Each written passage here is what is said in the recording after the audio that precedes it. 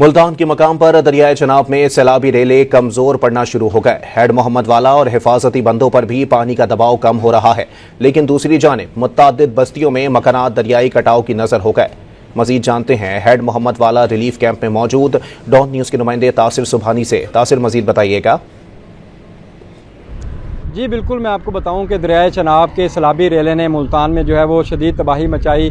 138 के करीब मुआवज़ात बताए जा रहे हैं जो इस सैलाबी पानी से मुतासर हुए, जहां पर पानी दाखिल हुआ। मैं आपको बताऊं कि पानी तो गुजर गया, लेकिन इन बस्तियों से पानी कम नहीं हो रहा। हिफाजती बंदों से भी पानी कम होना शुरू हो गया है, लेकिन इन बस्तियों में इस वक्त भी पानी मौजूद है। अगर कैमरामैन आपको दिखाए तो ये पीछे घर हैं जो कि मुकम्मल तौर पर पानी की जद में हैं, और कई इलाकों में घर जो हैं वो अब गिरना भी शुरू हो चुके हैं, और ये घर वाले जो है वो यहाँ से जा चुके हैं, रिलीफ कैंप में मौजूद होंगे, लेकिन ये घर जो है वो मुकम्मल तौर पर पानी की जद में है। इसी तरह के कई मनाजर जो है वो मुल्तान की मुख्तलिफ बस्तियों में दिखाई देते हैं कि पानी जो है वो उन बस्तियों से ताहाल नहीं निकल सका, जिसके बायस जो है वो फसलें भी मुकम्मल तौर पर तबाह हो गई हैं। सब्जियों जो है वो काश्त की गई थी वो भी ख़त्म हो चुकी हैं, और लोग इंतज़ार में हैं कि कब ये पानी यहाँ इन बस्तियों से कम हो तो लोग अपने घरों को वापस लौटें। इंतज़ामिया का यही कहना है कि अभी इस पानी को कम होने में वक्त लगेगा, और ये पानी जो है वो कम हो जाएगा, जिसके बाद सैलाब मुतासरीन अपने घरों को वापस लौट सकेंगे।